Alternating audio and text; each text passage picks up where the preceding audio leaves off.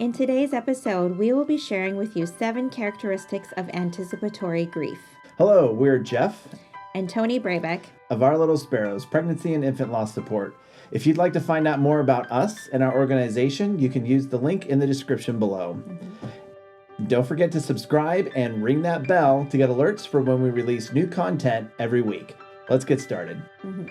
So what is anticipatory grief and when does it happen?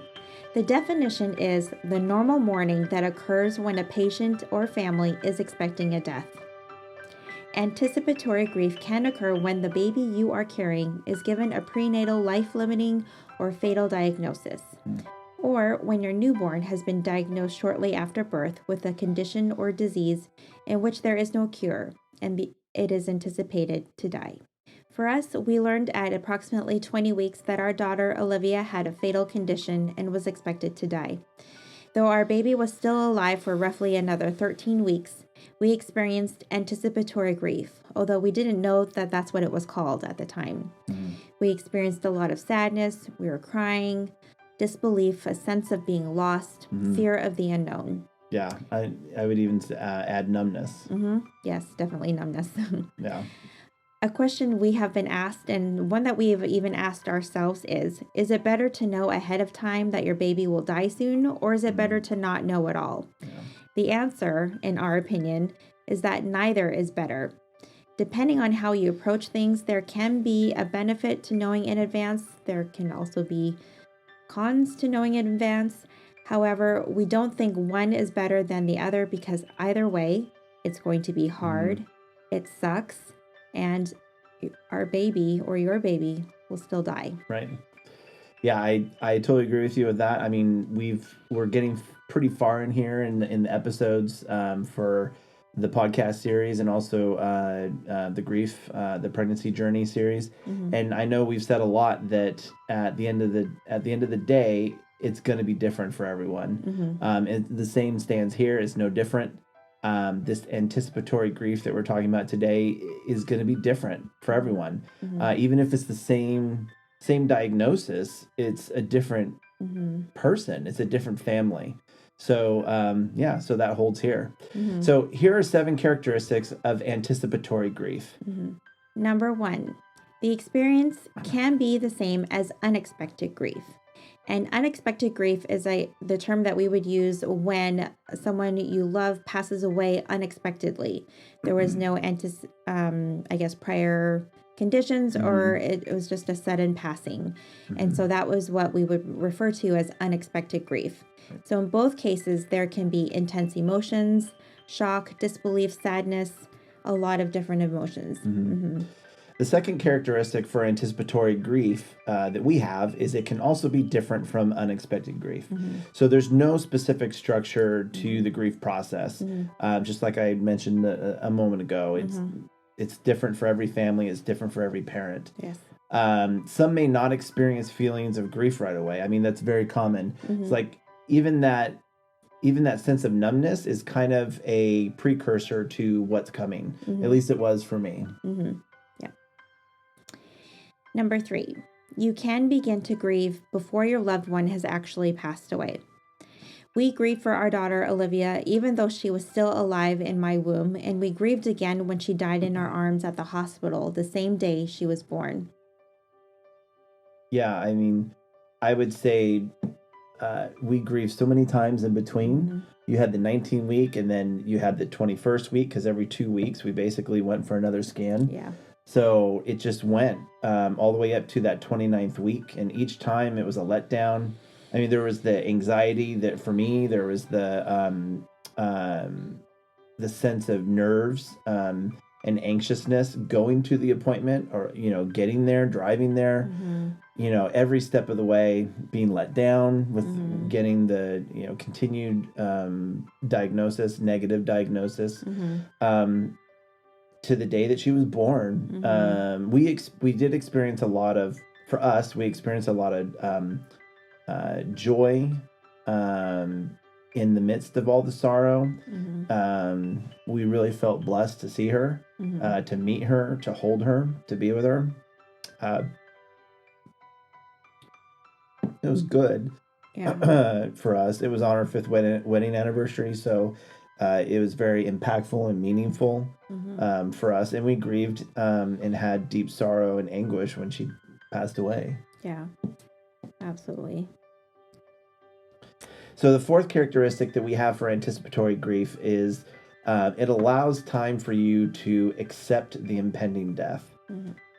So you get a chance for some preparedness, right? It's not that all of a sudden blow that the person's gone and it came out of nowhere, right? That's that unexpected grief that we talked about in the first characteristic. The fifth characteristic is that it allows for meaningful time in memory making. You have the opportunity to live each day with intentionality. And of course, that's going to look different for every situation, for every family. But I think for us, it was living each day with the intention that we were going to make the best of it. And some days were not as good as others. And I think, but just living with the intention that we were just going to try and make the best of every situation. Spend as much time with her in the womb. Talking to her. We did little day trips to some of our favorite places. And so there were days where, we had experienced good days where we were able to do that. And we felt like we were taking her places that we would take her after she would be born. And it wasn't like impending doom either. It was actually, they were days of normalcy, days of praying and hoping for a miracle. Even though we kept getting those scans every 2 weeks and they weren't positive, we still were holding out. For us, we were holding out that God could do something. Yeah.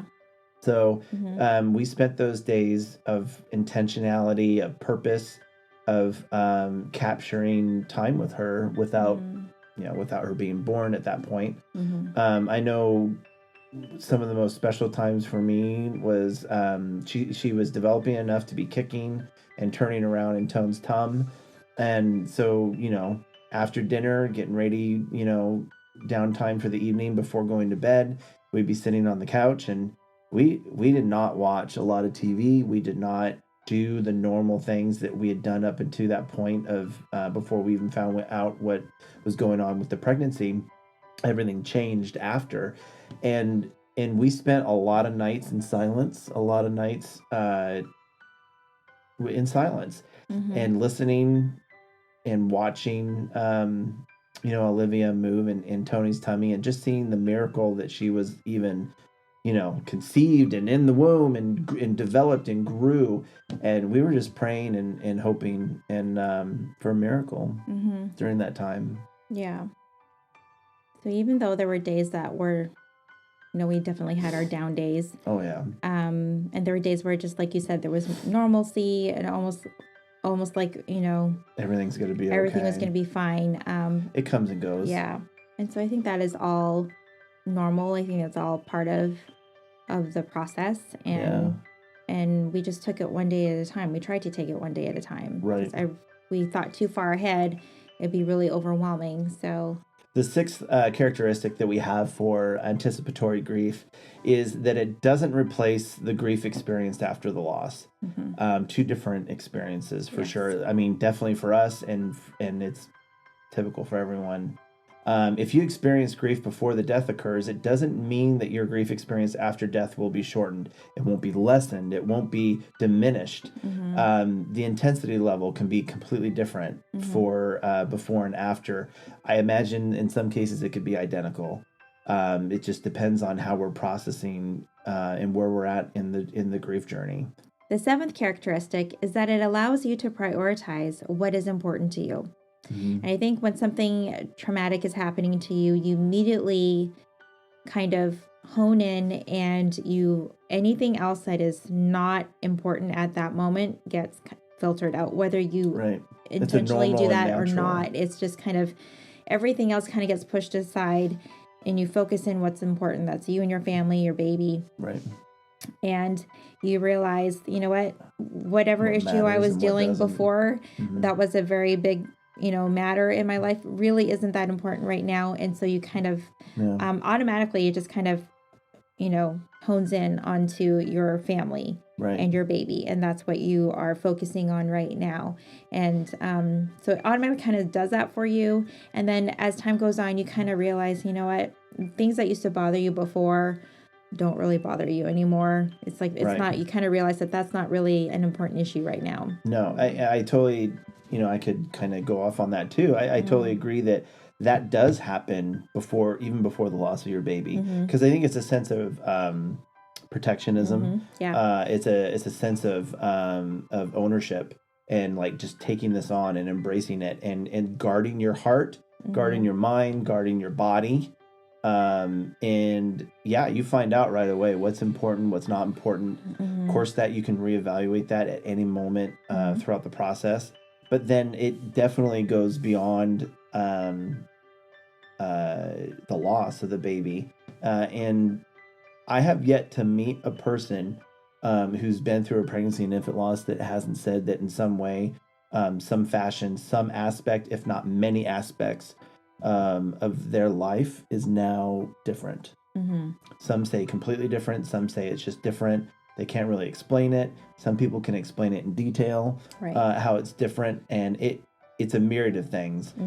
Sometimes it's your job, it's your relationships, friends, family, coworkers, but the overarching theme is priority. What matters moving forward, and what doesn't matter. And and even that's different for everyone, but it changes. It changes aspects of your life that you wouldn't anticipate necessarily. Absolutely. As Jeff and I have been saying, everyone's experience will be different from each other. Some may experience intense feelings of grief immediately after receiving bad news.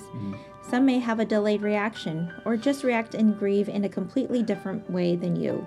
And all of that is okay. We encourage you to keep communicating with your partner and loved ones. You don't always have to agree or see eye to eye, but recognizing and acknowledging that each person's grief experience is unique will help you support others and your family members. Yeah.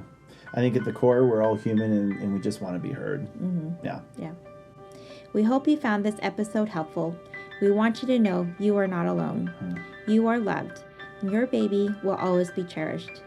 And we are here to support you in any way we can. And if you got value out of this episode, please give us a thumbs up. Don't forget to subscribe and ring that bell so you guys get alerts when we release new content every week. And if you like this episode, you can see more of our podcast series by clicking or tapping on the link above. And if you want to go deeper with us, we do have our grief series called The Pregnancy Journey, grieving from the diagnosis to the loss of your baby and beyond. And you can click or tap on that link on the thumbnail below.